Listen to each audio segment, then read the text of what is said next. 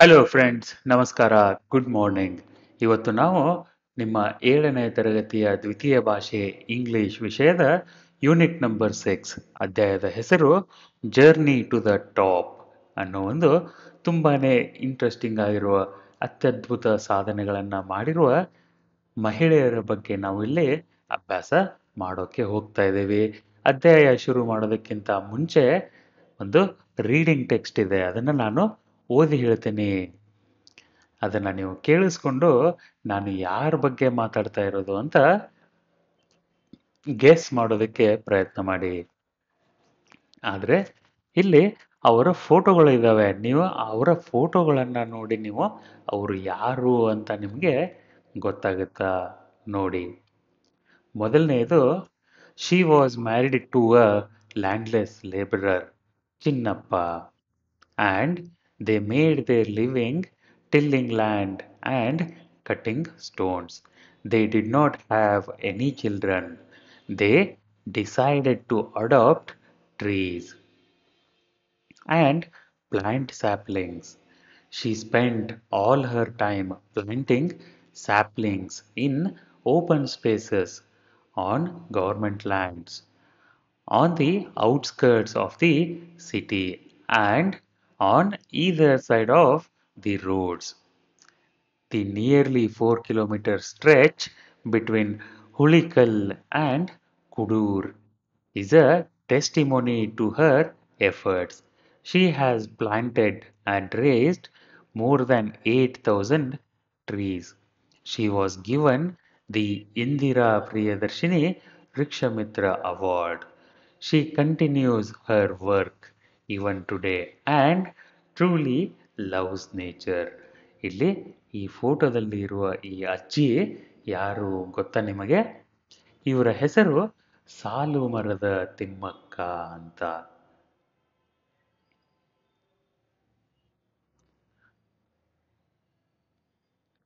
ಸಾಲು ಮರದ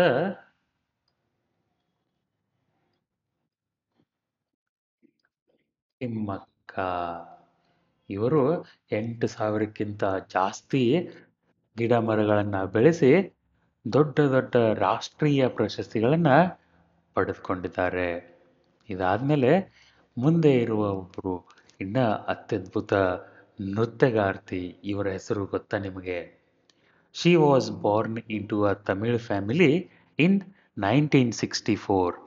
At the age of 3, she started dancing on her own, and seeing the dedication, her father took her to the famous dance school in Mumbai, Kala Sadhana. By the age of 17, she had presented 75 stage programs. On May 2nd, 1981, she was traveling with her parents in a bus and met with an accident. Her right leg was injured critically and had to be amputated.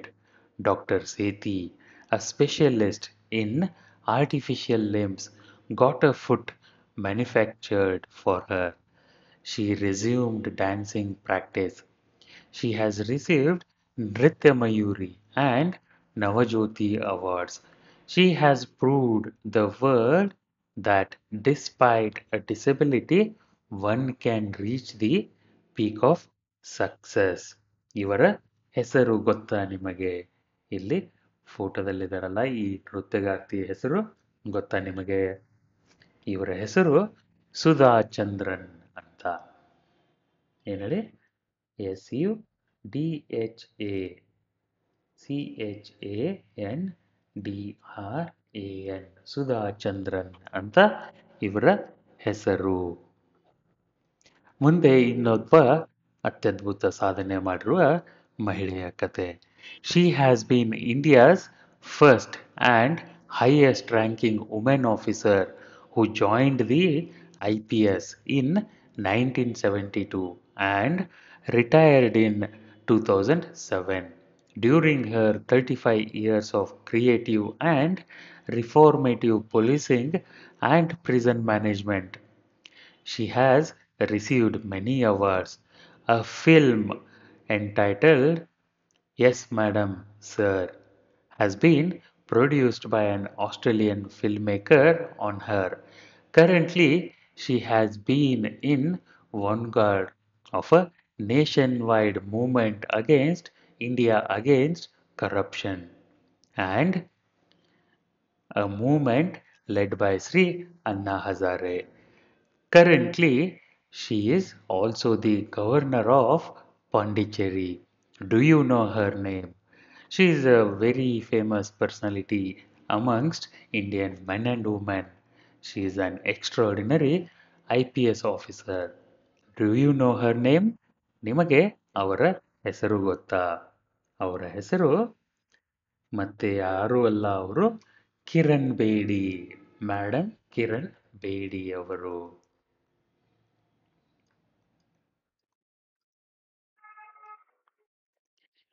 ಮುಂದೆ ಇನ್ನೊಬ್ಬ personality ಇದ್ದಾರೆ. ಇವರು ಕೂಡ ತುಂಬಾನೇ famous ಆಗಿದ್ದಾರೆ. Photo ನೋಡಿದ ತಕ್ಷಣ ಗೊತ್ತಾಗತ್ತೆ ನಿಮಗೆ.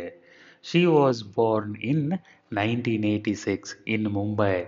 She began playing tennis at the age of 6. She became the first and the only Indian woman to reach the fourth round of a Grand Slam tournament at the 2005 US open. ಇವರು ಮತ್ಯಾರೂ ಅಲ್ಲ, ನಿಮ್ಮ guess ಸರಿಯಾಗಿದೆ. ಅವರ ಹೆಸರು ಸಾನಿಯಾ ಮಿರ್ಜಾ.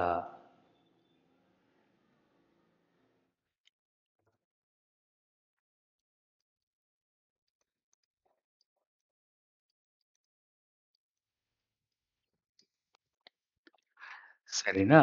ಈಗ ನಾವು ಮುಂದೆ ನೋಡೋಣ. The pictures above are of Bachendri Pal. You are now going to read her success story. She puts her life in a nutshell like this. I have realized that there are many Everests one has to climb in one's life. Bachendri Pal ಅವರು Mount Everest ಅನ್ನ ಏರಿದ ಒಬ್ಬ ಮಹಿಳೆ. ಅವರು ಅವರ ಜೀವನದ ಬಗ್ಗೆ ಸಂಕ್ಷಿಪ್ತವಾಗಿ ಏನು ಹೇಳ್ತಾರಂದ್ರೆ, ಎಲ್ಲರ ಜೀವನದಲ್ಲೂ ಒಂದೊಂದು ಮೌಂಟ್ ಎವರೆಸ್ಟ್ ಇದ್ದೇ ಇರುತ್ತೆ ಏರೋದಕ್ಕೆ. ಅದನ್ನು ನಾವು ಧೈರ್ಯದಿಂದ ಸ್ಥೈರ್ಯದಿಂದ ಏರಬೇಕು. ಅಂದ್ರೇ ನಾವು ಸಕ್ಸಸ್ಫುಲ್ ಆಗ್ತೀವಿ, ಯಶಸ್ವಿ ಆಗ್ತೀವಿ ಅಂತ ಹೇಳ್ತಾ ಇದ್ದಾರೆ. ಈಗ ಪಾಠ ಶುರು ಮಾಡೋಣ. ಮೊದಲನೇ paragraph. Bachendri Pal was the first Indian women to climb the summit of Mount Everest. ಇವರು ಮೌಂಟ್ ಎವರೆಸ್ಟ್ ಅನ್ನ ಏರಿದ ಭಾರತದ ಪ್ರಥಮ ಮಹಿಳೆ. The middle one of 5 children. 5 ಮಕ್ಕಳಲ್ಲಿ ಮಧ್ಯದವರು ಅಂದರೆ ಮೂರನೆಯವರು.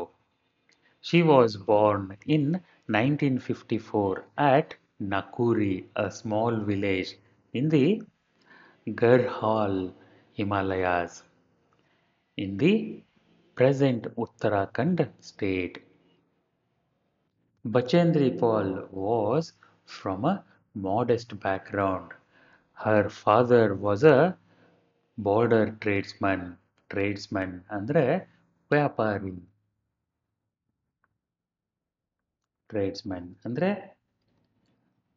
ವ್ಯಾಪಾರಿ. Who would take wheat flour and rice from India to Tibet on mules. ಮ್ಯೂಲ್ಸ್ ಅಂದರೆ ಚಿಕ್ಕ ಕುದುರೆಗಳು.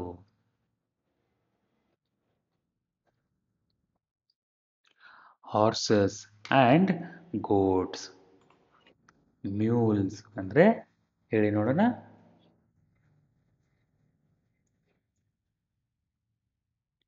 ಮ್ಯೂಲ್ಸ್ ಅಂದರೆ ಕುದುರೆಗಳಲ್ಲ, ಹೆಸರು ಕುದುರೆಗಳು, ಹೆಸರುಗತ್ತೆಗಳು ಅಂತ ಹೇಳ್ತಾರೆ ಅದು. ಹಾರ್ಸಸ್ ಅಂದರೆ ಕುದುರೆಗಳು, ಮ್ಯೂಲ್ಸ್ ಅಂದರೆ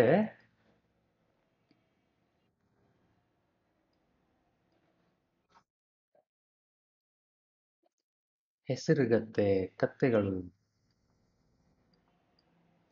ನನಗೂ ಒಂದೊಂದು ಸರ್ತಿ ಕನ್ಫ್ಯೂಷನ್ ಆಗಿಬಿಡುತ್ತೆ. And goats. ಗೋಟ್ಸ್ ಅಂದರೆ ಮೇಕೆಗಳು.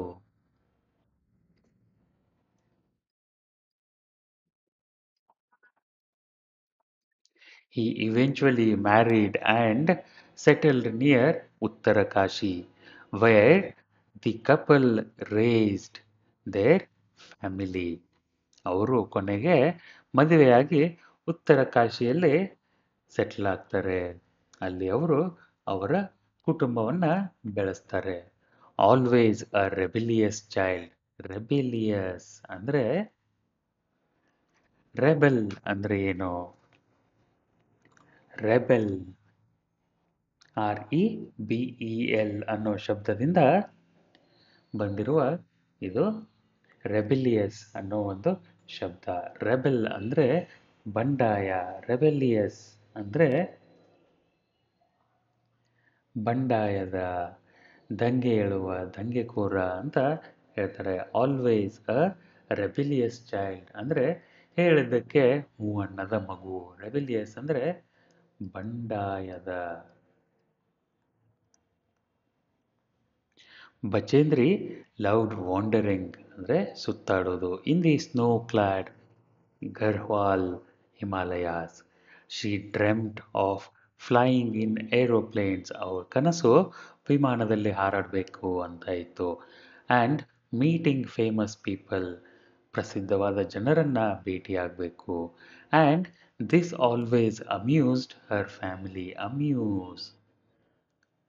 ಅಮ್ಯೂಸ್ ಅಂದ್ರೆ ಅಮ್ಯೂಸ್ ಅನ್ನೋ ಶಬ್ದದ ಭೂತಕಾಲ. AMUSE. ಅಮ್ಯೂಸ್ ಅಂದ್ರೆ ಅಮ್ಯೂಸ್ಮೆಂಟ್ ಪಾರ್ಕ್ ಅಂತ ಕೇಳಿರ್ತೀರ. ಅಮ್ಯೂಸ್ ಅಂದ್ರೆ ರಂಜಿಸು.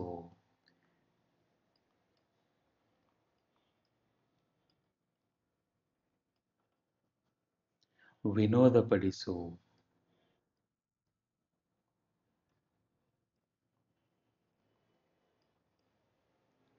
ಅಂತ ಅರ್ಥ. ಅವರು ಇಷ್ಟು ದೊಡ್ಡ ದೊಡ್ಡ ಕನಸಿಟ್ಟುಗಳನ್ನ ನೋಡಿ ಅವರ ಮನೆಯವರಿಗೆ ಒಂದು ಮನೋರಂಜನೆ ಆಗ್ತಾ ಇತ್ತು, ಖುಷಿ ಆಗ್ತಾ ಇತ್ತು. She was an active child. ಅವರು ತುಂಬಾನೇ ಆಕ್ಟಿವ್ ಆಗಿದ್ರು. Did well in her studies at school. ಅವರು ಅವರ ಶಾಲೆಯಲ್ಲಿ ಕೂಡ ತುಂಬಾನೇ ಚೆನ್ನಾಗಿ ಅಭ್ಯಾಸ ಮಾಡ್ತಾ ಇದ್ರು. She excelled in sports too. ಅವರು ಆಟದಲ್ಲೂ ತುಂಬಾನೇ ಮುಂದೆ ಇದ್ರು. She was independent and fearless. ಅವರು ಸ್ವತಂತ್ರವೂ ಆಗಿದ್ರು ಮತ್ತು ಧೈರ್ಯಶಾಲಿಯೂ ಆಗಿದ್ರು. She climbed, together with a group of 12-year-old classmates, 4,000 meter height during a picnic. ಅವರು 12 ವರ್ಷದವರಿದ್ದಾಗ ಅವರ ಜೊತೆಗಾರರು, ಕ್ಲಾಸ್ಮೇಟ್ಸ್ ಅಂದರೆ ಅವರ ಸಹಪಾಠಿಗಳ ಜೊತೆ 4,000 ಮೀಟರ್ ಎತ್ತರದ ಒಂದು ಬೆಟ್ಟವನ್ನು ಏರಿದರು. As she could not come down before nightfall, she had to spend the night there. ಅವರಿಗೆ ರಾತ್ರಿ ಆಗೋದಕ್ಕಿಂತ ಮುಂಚೆ ಅಲ್ಲಿಂದ ಬರೋಕ್ಕೆ ಸಾಧ್ಯ ಆಗಲಿಲ್ಲ. ಅದಕ್ಕೆ ಅವರು ಅಲ್ಲೇ ವಸತಿ ಮಾಡಿದರು. Without food or shelter among with others. ಅಲ್ಲಿ ಊಟ ಮತ್ತು ಶೆಲ್ಟರ್ ಅಂದರೆ ಮಲ್ಗೋದಕ್ಕೆ ಏನು ವ್ಯವಸ್ಥೆ ಇರಲಿಲ್ಲ. ಶೆಲ್ಟರ್ ಅಂದರೆ ಒಂದು ಗುಡಿಸಲು ಇದ್ದಿದ್ದಿಲ್ಲ ಅಲ್ಲಿ. ಶೆಲ್ಟರ್ ಇದರ ಎಕ್ಸಾಕ್ಟ್ ಒಂದು ಕನ್ನಡದ ಅರ್ಥ ಏನು ಅಂತಂದರೆ ಆಶ್ರಯ ಅಂತ ಅರ್ಥ.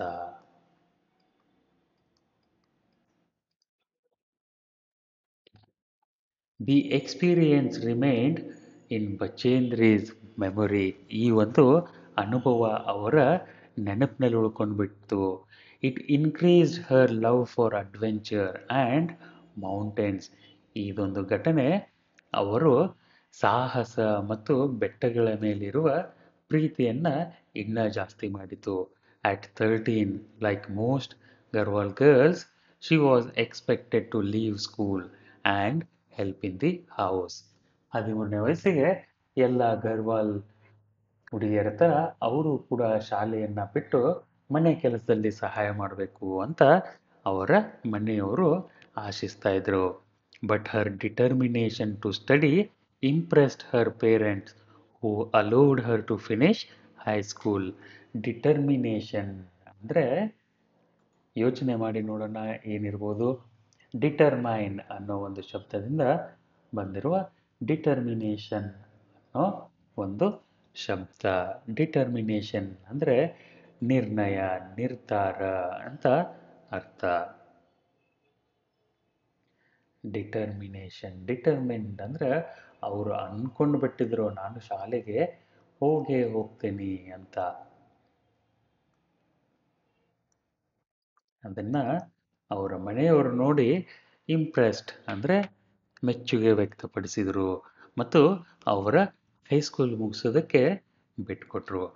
As a student she earned money by sewing in her spare time. Sewing ಅಂದರೆ ಹೊಲಿಗೆ ಕೆಲಸ. ಸಿವಿಂಗ್ ಅಂದರೆ ಹೊಲಿಗೆ.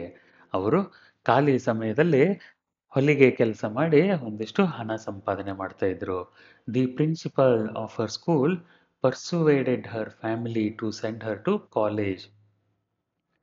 ಪರ್ಸುವೇಡ್ ಅಂದರೆ ಕನ್ವಿನ್ಸ್ ಮಾಡು. ಕನ್ವಿನ್ಸ್ ಮಾಡು ಅಂದರೆ ಅವರಿಗೆ ಒಪ್ಪಿಗೆಯನ್ನ ಪಡೆದುಕೋ. ಪರ್ಸುವೇಡ್ PERSUADE ಪರ್ಸುವೇಡ್ ಅಂದರೆ ಮನವೊಲಿಸು ಅಂತ ಅರ್ಥ.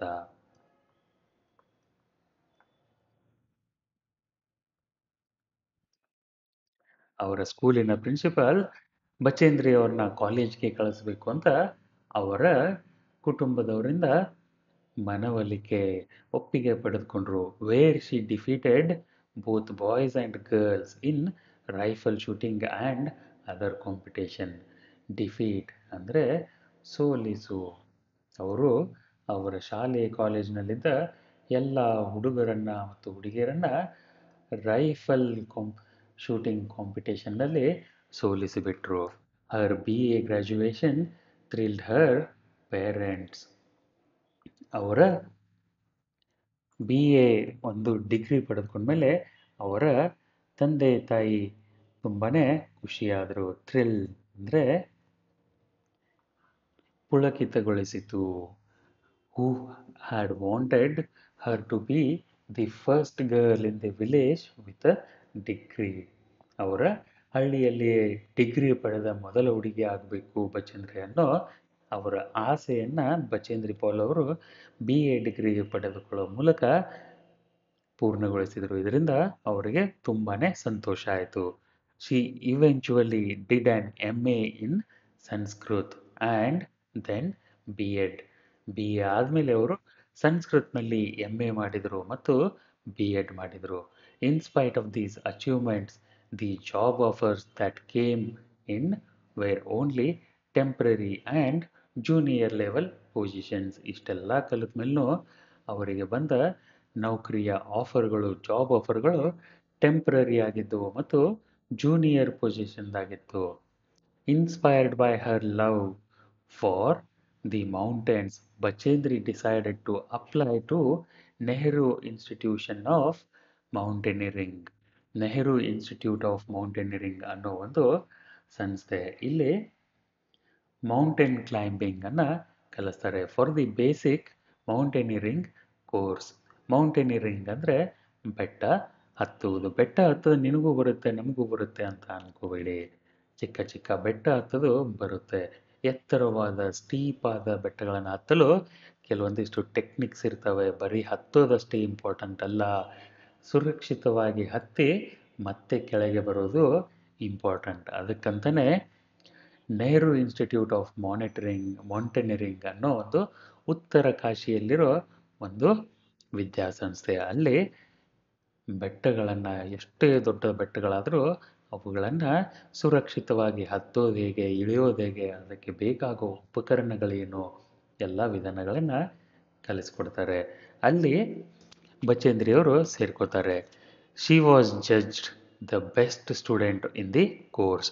ಅವರು ಆ ಕೋರ್ಸ್ನಲ್ಲಿ ಅತ್ಯುತ್ತಮ ವಿದ್ಯಾರ್ಥಿ ಅಂತ ಒಂದು ಹೆಸರನ್ನು ಪಡ್ಕೋತಾರೆ. And much to her surprise was marked down as Everest material. ಅವರನ್ನು ಎವರೆಸ್ಟ್ ಮಟೀರಿಯಲ್ ಅಂತ ಕೂಡ ಅಲ್ಲಿ ಘೋಷಣೆ ಮಾಡಲಾಗುತ್ತೆ. ಅಂದರೆ ಇವರು ಎವರೆಸ್ಟ್ ಏರಲು ಯೋಗ್ಯರಾದ ಒಬ್ಬ ವಿದ್ಯಾರ್ಥಿ ಅಂತ ಅಲ್ಲಿ ಅವರನ್ನು ಮಾರ್ಕ್ ಮಾಡಲಾಗುತ್ತೆ. She completed her advanced mountaineering course too with flying colours. ಅಂದರೆ ತುಂಬಾನೇ ಯಶಸ್ಸಿನಿಂದ ಅವರು ಅಡ್ವಾನ್ಸ್ಡ್ ಮೌಂಟೇನಿಯರಿಂಗ್ ಕೋರ್ಸ್ ಕೂಡ ಮುಗಿಸ್ತಾರೆ. Bachendri climbed the Gangotri 6,672 metre ಅಂದರೆ ಆಲ್ಮೋಸ್ಟ್ 6.5 ಕಿಲೋಮೀಟರ್ ಎತ್ತರವಿರುವ ಗಂಗೋತ್ರಿ ಅನ್ನೋ ಒಂದು ಬೆಟ್ಟವನ್ನು ಏರ್ತಾರೆ.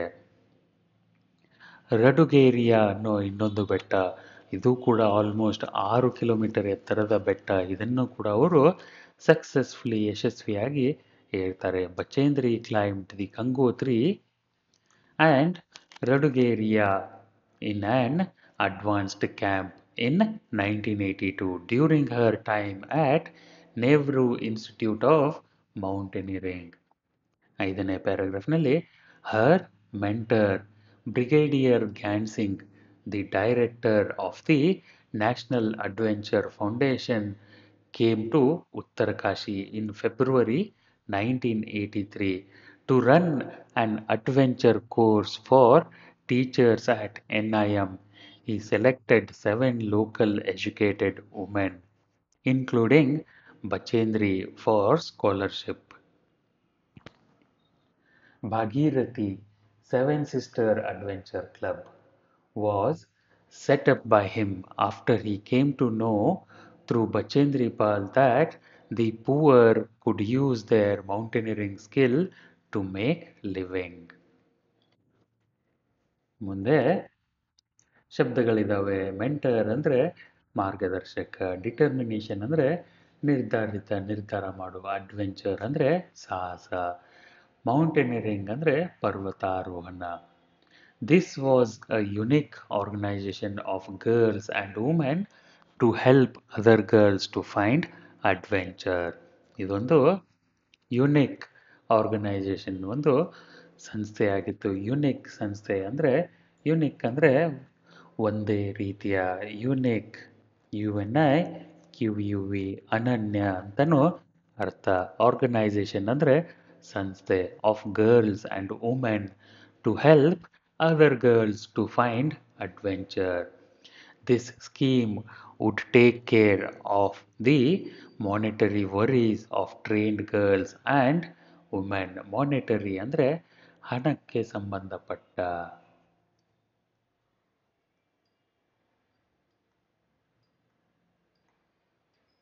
ಹಣಕಾಸಿಗೆ ಸಂಬಂಧಪಟ್ಟ ಅಂತ ಅರ್ಥ. Worries of trained girls and women. Bachendri, whose family was under economic pressure, became an instructor here and reduced their financial burden. Bachendri ಅವರ ಕುಟುಂಬ ಕೂಡ ಒಂದು ಹಣಕಾಸಿನ ಒತ್ತಡದಲ್ಲಿತ್ತು. ಅವರು ಕೂಡ ಇಲ್ಲಿ ಇನ್ಸ್ಟ್ರಕ್ಟರ್ ಆಗಿ ಸೇರಿಕೊಂಡು ಅವರ ಹಣದ ಸಮಸ್ಯೆಯನ್ನು ಕಡಿಮೆ ಮಾಡಿಕೊಂಡ್ರು. ಚೆಕ್ ಯುವರ್ ಅಂಡರ್ಸ್ಟ್ಯಾಂಡಿಂಗ್ ಅಂತ ಪ್ರಶ್ನೆಗಳು ಇದ್ದಾವೆ. ಇವುಗಳಿಗೆ ಉತ್ತರ. What amused the family of Bachendri Pal? The big dreams of Bachendri Paul amused the family. Bachendri Paul had dreams to fly in the aeroplane and also meet famous personalities. This amused the family of Bachendri Paul. Where was Bachendri born?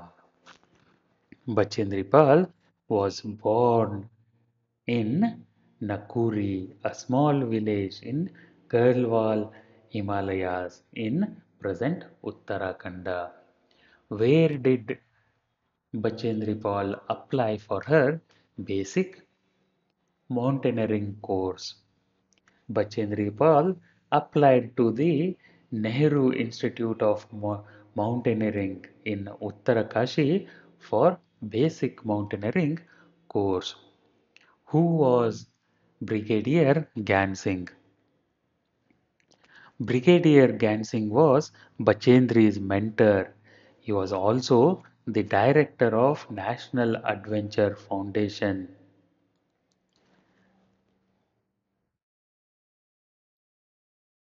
ಮುಂದಿನ ಪ್ರಶ್ನೆ. For what purpose was the Bhagirathi Seven Sister Adventure Club established.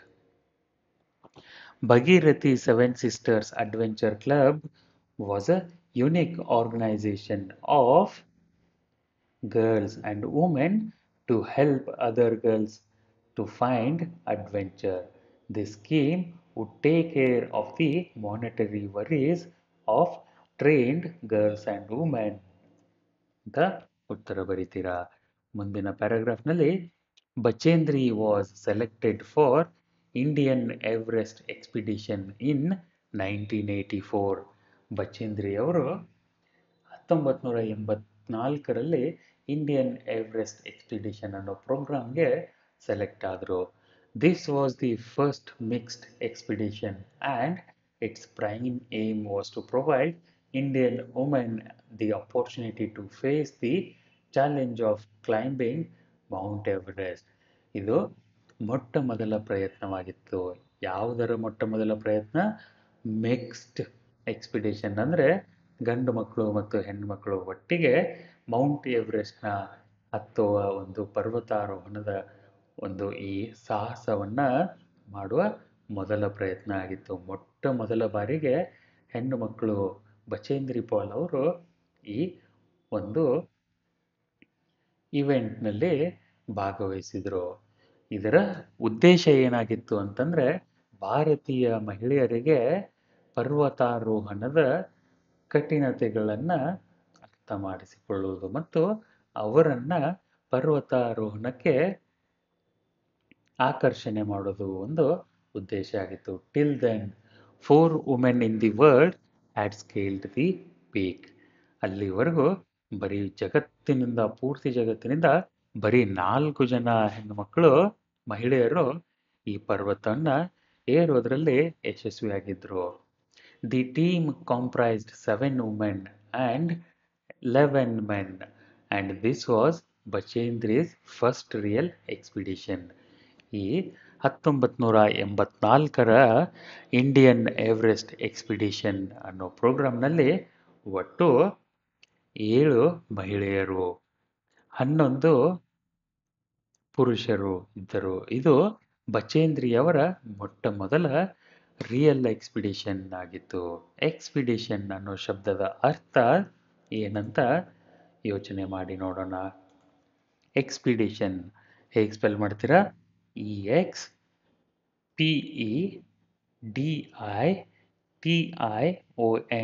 Expedition ಅಂದರೆ ದಂಡಯಾತ್ರೆ. Expedition ಅಂದರೆ ಒಂದು ದಂಡಯಾತ್ರೆ.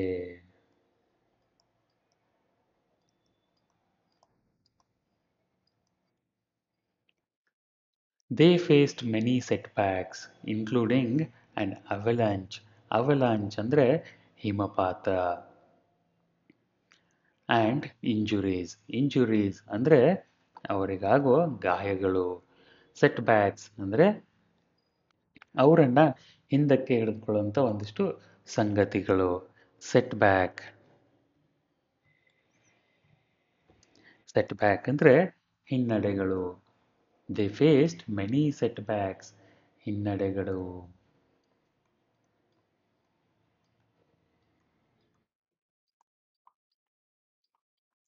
Injuries ಅಂದರೆ ಗಾಯಗಳು.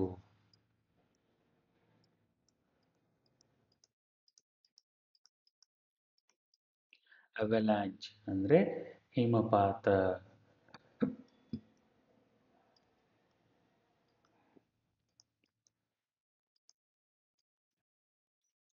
A sudden landslide ಅಂದರೆ ಭೂಕುಸಿತ. Landslide ಅಂದರೆ ಭೂಕುಸಿತ.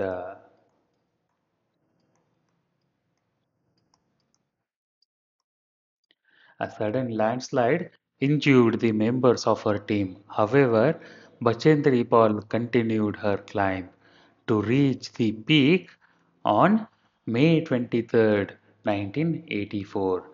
Bachendri conquered the summit of Sagaramata, the Nepali name of the highest peak in the world.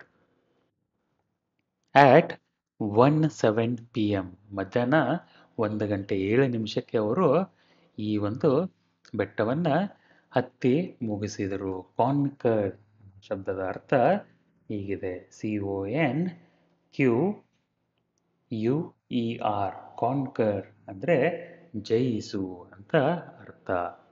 She conquered ಅಂದರೆ ಅವರು ಆ ಒಂದು ಬೆಟ್ಟದ ತುದಿಯನ್ನ ಮುಟ್ಟುವುದರಲ್ಲಿ ಜಯಶಾಲಿಯಾದರು.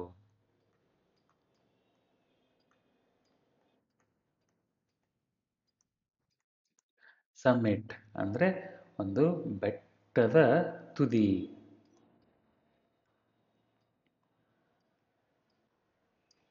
ಬೆಟ್ಟದ ಅತಿ ಎತ್ತರದ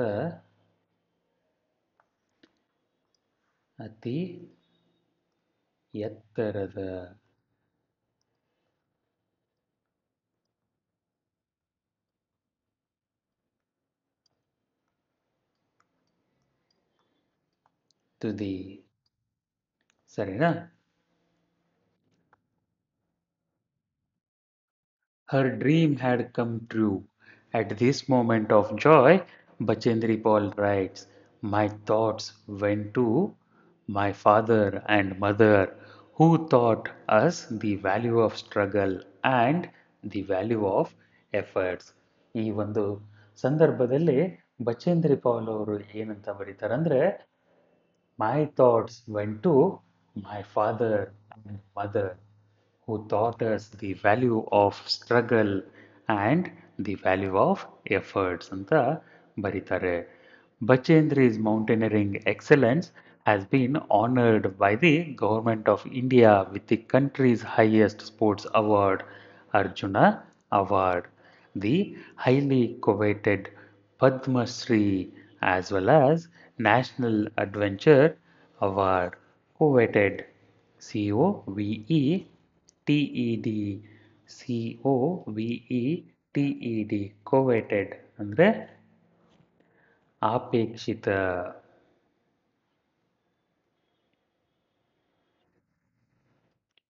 coveted ಅಂದರೆ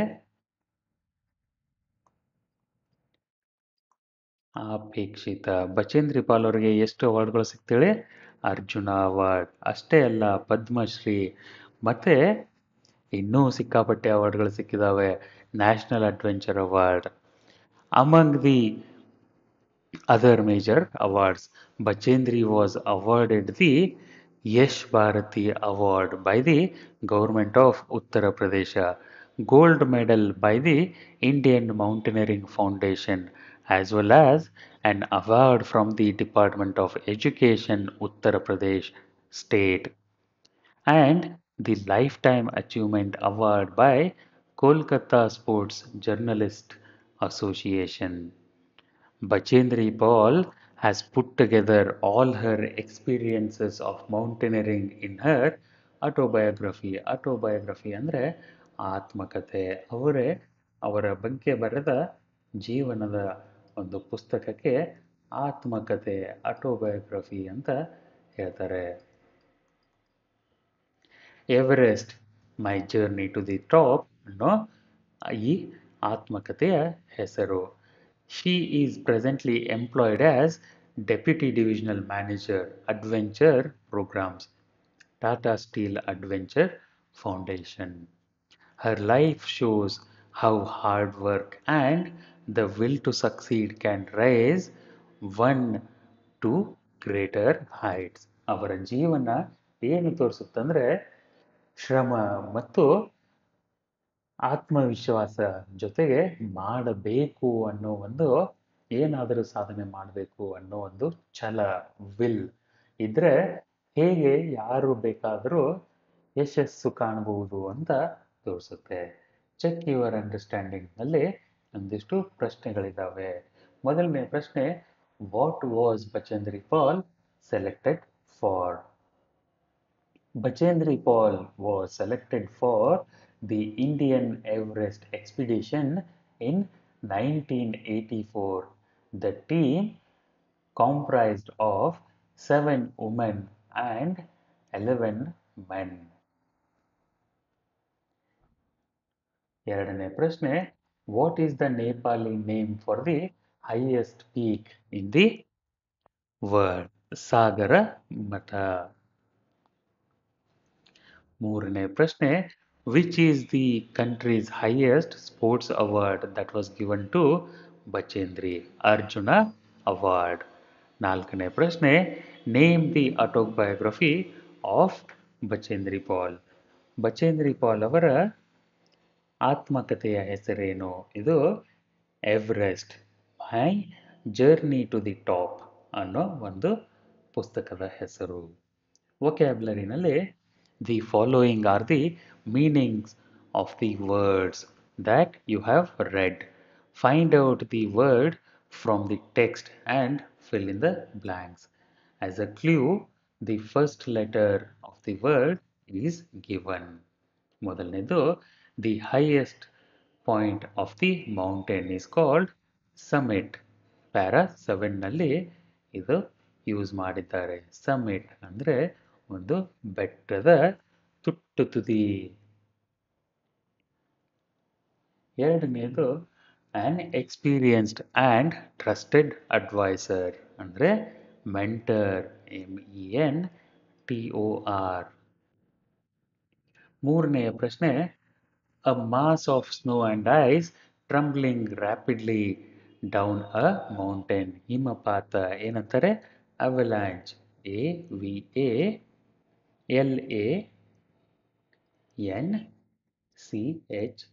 ಅವಲಾಂಚ್ ಅಂತ ಹೇಳ್ತಾರೆ. A personal account of one's own life, autobiography. Autobiography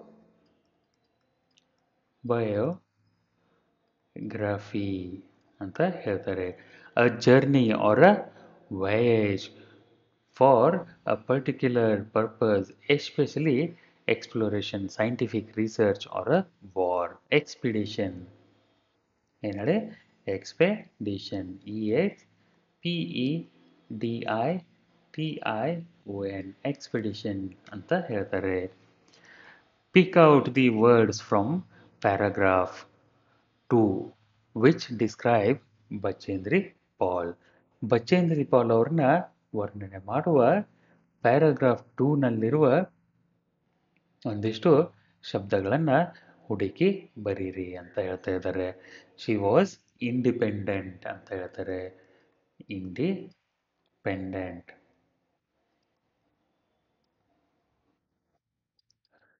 Bachendri was fearless ಅಂತನೂ ಇದೆ.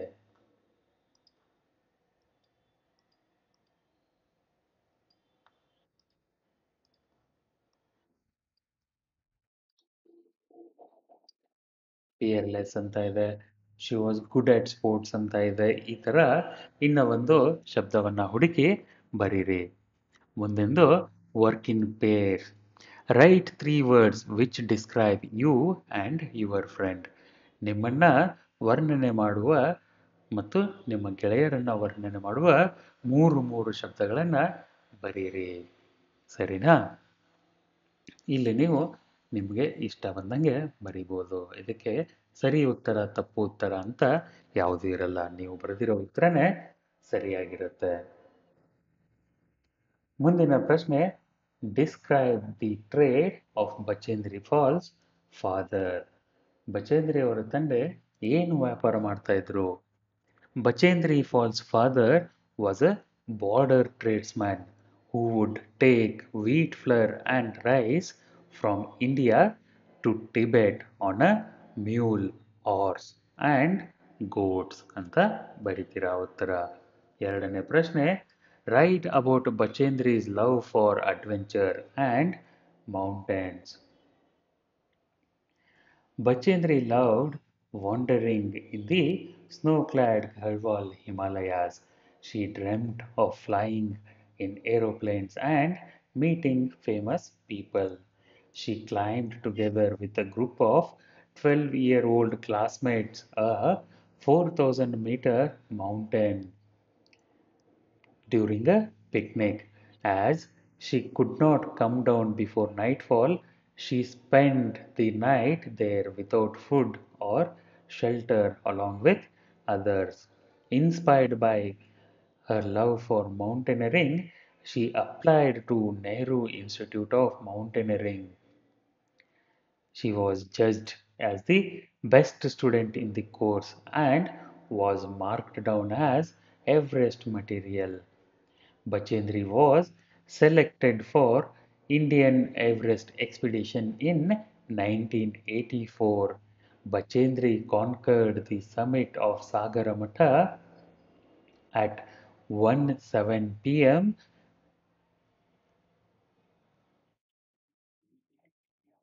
and she climbed the mountain. She conquered the mountain ಅಂತ ಉತ್ತರ ಬರೀತೀರಾ. ಮೂರನೇ ಪ್ರಶ್ನೆ, why did Bachendri apply to the NIM course? NIM gave her scholarship and it was also helping poor students and use their mountaineering skills to make living. And also, Bachendri had a great love and respect for mountains and nature. This made her applied to the NIM. ನಾಲ್ಕನೇ ಪ್ರಶ್ನೆ, name the awards given to Bachendri Paul. Bachendri Paul was awarded by the Government of India the highest award for sportsmen called Arjuna Award. She was also awarded with a Padma Shri Award by Government of India. Also the National Awards for Adventure called as National Adventures Award. Yash Bharati Award was given to Bachendri Paul by the government of Uttar Pradesh, and she was also honored by Indian Mountaineering Foundation with a gold medal. An award from the Department of Education Uttar Pradesh state, and also she was awarded by the Kolkata Sports Journalists Association with Lifetime Achievement Award ಅಂತ ಉತ್ತರಗಳನ್ನ ಬರಿತೀರಾ. ಆರನೇ ಪ್ರಶ್ನೆ, in which paragraphs do you find the following information about Bachendri Pal discuss? ಕೆಳಗೆ ಒಂದಿಷ್ಟು ವಾಕ್ಯಗಳನ್ನು ಕೊಟ್ಟಿದ್ದಾರೆ. ಇವುಗಳನ್ನು ನೀವು ಯಾವ ಪ್ಯಾರಾಗ್ರಾಫ್ನಲ್ಲಿ ಹುಡುಕ್ತೀರಾ ಅಂತ ಕೇಳ್ತಾ ಇದ್ದಾರೆ.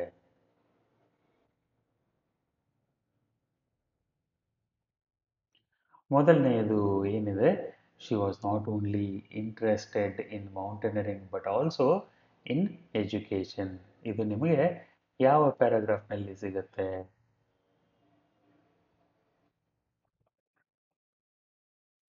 ಅದನ್ನು ನೀವು ಇಲ್ಲಿ ಬರಿಬೇಕು. ಅದೇ ಥರ ಕೆಳಗೆ ಕೊಟ್ಟಿರುವ ಈ ಮೂರು ವಾಕ್ಯಗಳು ನಿಮಗೆ ಅಥವಾ ಈ ವಾಕ್ಯವನ್ನು ಹೋಲುವ ವಿವರಣೆ ಯಾವ ಪ್ಯಾರಾಗ್ರಾಫ್ನಲ್ಲಿ ಇದೆ ಅಂತ ನೀವು ಇಲ್ಲಿ ಪ್ಯಾರಾಗ್ರಾಫ್ನ ಹೆಸರುಗಳನ್ನು ಬರಿಬೇಕು, ಪ್ಯಾರಾಗ್ರಾಫ್ ನಂಬರ್ನ ಬರಿಬೇಕು. ಲ್ಯಾಂಗ್ವೇಜ್ ಇನ್ ಯೂಸ್ ಅಂತ ಒಂದು section. Next, work in pairs. Look at the following sentences from the text. Journey to the top. He eventually settled near Uttarakashi where he got married. Her graduation thrilled her parents who wanted her to be the first girl in the village with a degree. In the sentences above, the words printed in bold letters blue relate the two parts of the sentence. These connecting words are called relative pronouns or conjunctions ಅಂತ ಹೇಳ್ತಾರೆ. Who, which, where, why and what can be used as relative pronouns. ಮುಂದಿನ section, find out sentences from the text with relative pronouns. ಈ ಥರದ ಬೇರೆ relative pronounce ಇರುವ ಒಂದಿಷ್ಟು ಸೆಂಟೆನ್ಸಸ್ಗಳನ್ನು ನೀವು ಹುಡುಕಿ ಬರಿಬೇಕು. ಮುಂದಿನ ಪ್ರಶ್ನೆ, ರೀಡ್ ದ ಫಾಲೋಯಿಂಗ್ ಸೆಂಟೆನ್ಸಸ್. ಮೊದಲನೇದು, I do not distrust. I do not distrust my faithful and loving friends. A teacher is always fair and impartial. An experiment is an unending quest. ಅಂತ ಇವೆ. The addition of syllable at the beginning of words is called prefix. Prefixes like an, in, this, in, etc. can be used, especially in the antonyms. Opposite words ಬರಿಬೇಕಾದ್ರೆ ನೀವು ಈ ಪ್ರಿಫಿಕ್ಸ್ಗಳನ್ನು ಉಪಯೋಗ ಮಾಡಬಹುದು ಕೆಲವೊಂದು ಸಂದರ್ಭಗಳಲ್ಲಿ.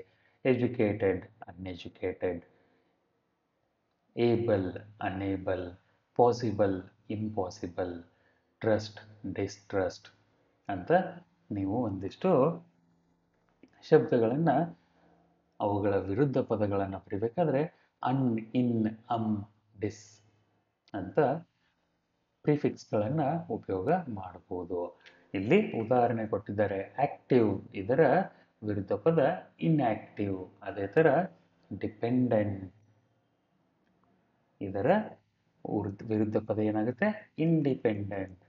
N D E P E N D E N T, independent. Expected, ಇದರ ವಿರುದ್ಧ ಪದ unexpected. Like, dislike. Honour, ಡಿಸ್ಆನರ್.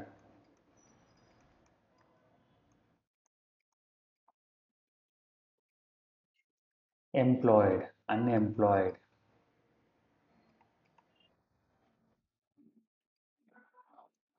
Experienced, inexperienced.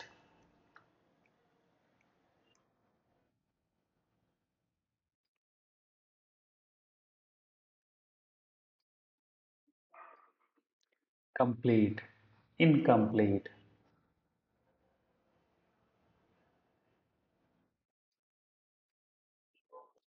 ಹೀಗೆ ನೀವು ಬರಿತೀರಾ.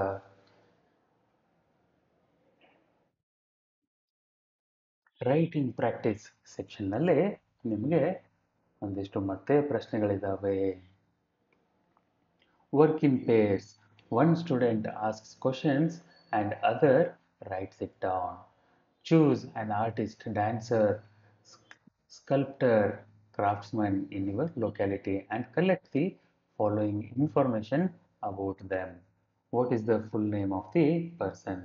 ನಿಮ್ಮ ಊರಲ್ಲಿರುವ ಆರ್ಟಿಸ್ಟ್ಗಳಾಗಿರ್ಬೋದು, ಡ್ಯಾನ್ಸರ್ ಆಗಿರ್ಬೋದು, ಸ್ಕಲ್ಪ್ಟರ್ ಅಂದರೆ ಕೆತ್ತನೆ ಕೆಲಸ ಮಾಡೋರು, ಕ್ರಾಫ್ಟ್ಸ್ಮನ್ ಆಗಿರ್ಬೋದು, ಅವರ ಬಗ್ಗೆ ಕೆಳಗಿನ ಒಂದಿಷ್ಟು ಮಾಹಿತಿಗಳನ್ನು ಕಲೆ ಹಾಕಬೇಕು. ಏನಂದರೆ ಅವರ ಹೆಸರು, ಅವರು ಯಾವ ಕಲೆಯಲ್ಲಿ ನಿಪುಣರಾಗಿದ್ದಾರೆ, ಅವರು ಹುಟ್ಟಿದ್ದು ಎಲ್ಲಿ, ಅವರನ್ನು ಬೆಳೆಯೋದಕ್ಕೆ ಯಾರು ಸಹಾಯ ಮಾಡಿದರು, ಅವರಿಗೆ ಟ್ರೈನಿಂಗ್ ಯಾರು ಕೊಟ್ಟರು, ಅವರಿಗೆ ಯಾವುದನ್ನು ಅವಾರ್ಡ್ಸ್ ಬಂದಿದೆಯಾ, ಮತ್ತು ಅವರು ಬೇರೆಯವರಿಗೆ ಟ್ರೈನಿಂಗ್ ಕೊಡ್ತಾರ ಅನ್ನೋ ಈ ಎದಿಂದ ಜಿವರೆಗೂ ಇರೋ ಪ್ರಶ್ನೆಗಳಿಗೆ ನೀವು ಉತ್ತರಗಳನ್ನು ಕಂಡುಹಿಡಿಬೇಕು. ಹಿಡಿದು ಅದರ ಮೇಲೆ ಒಂದು ಪ್ಯಾರಾಗ್ರಾಫ್ನ ಬರಿಬೇಕು. Write down a few questions you would like to ask Bachendri Paul if you ever meet. ನೀವು ಬಚೇಂದ್ರಿ ಪಾಲ್ ಅವ್ರನ್ನ ಯಾವಾಗಾದರೂ ಭೇಟಿಯಾದರೆ ಅವರಿಗೆ ಯಾವ ಪ್ರಶ್ನೆಗಳನ್ನು ನೀವು ಕೇಳ್ತೀರಾ ಅಂತ ಇಲ್ಲಿ ಬರಿಬೇಕು. ನಾನೇನು ಕೇಳ್ಬೋದು ಅವ್ರಿಗೆ, what is your inspiration?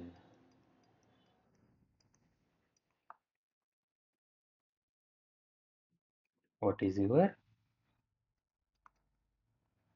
Inspiration ಅಂತ ಕೇಳ್ಬೋದು.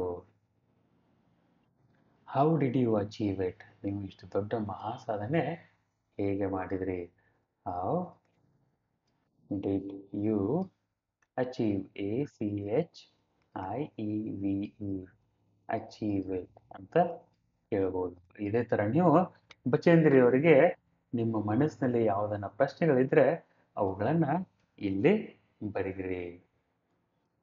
Expand the following abbreviations. ಕೆಳಗಡೆ ಒಂದಿಷ್ಟು ಅಬ್ರಿವೇಷನ್ಸ್ ಕೊಟ್ಟಿದ್ದಾರೆ, ಶಾರ್ಟ್ ಫಾರ್ಮ್ ಕೊಟ್ಟಿದ್ದಾರೆ. ಇವುಗಳನ್ನು ನೀವು ಲಾಂಗ್ ಫಾರ್ಮ್ಗಳಲ್ಲಿ ಬರಿಬೇಕು. ಉದಾಹರಣೆ SSLC ಅಂದರೆ ಸೆಕೆಂಡ್ರಿ ಸ್ಕೂಲ್ ಲೀವಿಂಗ್ ಸರ್ಟಿಫಿಕೇಟ್. ಅದೇ ಥರ BA ಅಂದರೆ bachelor of arts. BACHELOR of arts. B.Ed ಅಂದರೆ bachelor of education. BACHELOR of education. MSc ಅಂದರೆ ಮಾಸ್ಟರ್ ಆಫ್ ಸೈನ್ಸ್.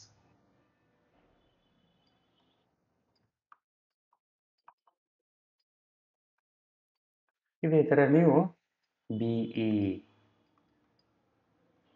BSc ಇವುಗಳ ಒಂದಿಷ್ಟು ಫುಲ್ ಫಾರ್ಮ್ಗಳನ್ನು ಹುಡುಕಿ ಬರೆಯೋದಕ್ಕೆ ಪ್ರಯತ್ನ ಮಾಡಿ.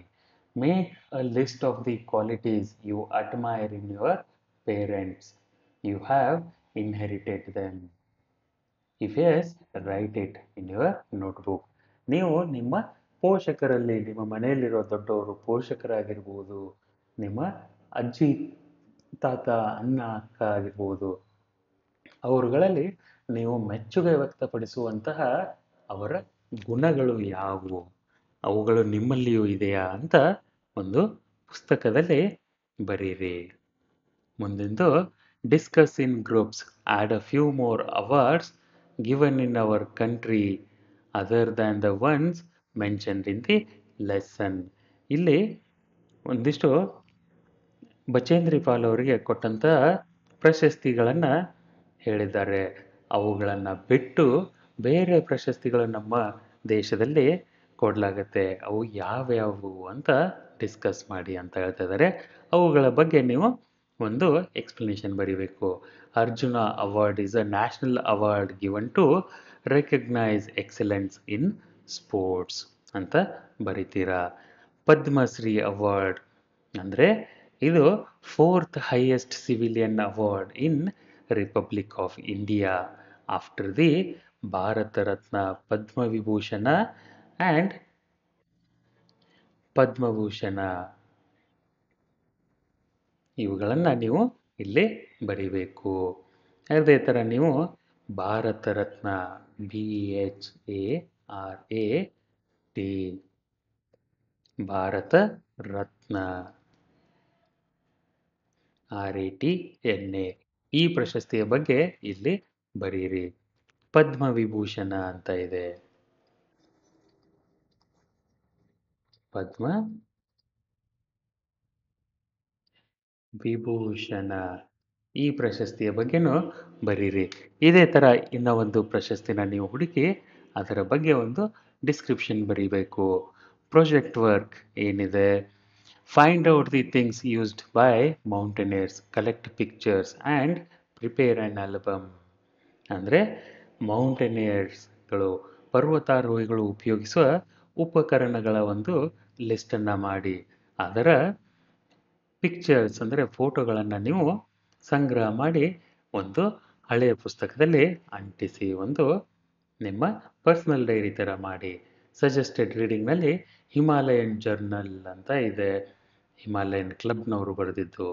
ತೇಂಜಿಂಗ್ ನಾರ್ಗೆ ಆ್ಯಂಡ್ ದಿ ಶೆರ್ಪಾಸ್ ಆಫ್ ಎವರೆಸ್ಟ್ ಅನ್ನೋ ತಾಶಿ ತೇಂಜಿಂಗ್, ಜೂಡಿ ತೇಂಜಿಂಗ್ ಬರೆದಿರೋ ಪುಸ್ತಕಗಳು ಇದ್ದಾವೆ. ಇವುಗಳನ್ನು ಕೂಡ ಓದಲು ಪ್ರಯತ್ನ ಮಾಡಿ. ಇಲ್ಲಿಗೆ ನಿಮ್ಮ ಈ ಪಾಠ ಮುಗೀತು. ಮುಂದಿನ ವಿಡಿಯೋದಲ್ಲಿ ಹೊಸ ಪಾಠದೊಂದಿಗೆ ಮತ್ತೆ ಸಿಗೋಣ. ಅಲ್ಲಿವರೆಗೂ ಟೇಕ್ ಕೇರ್.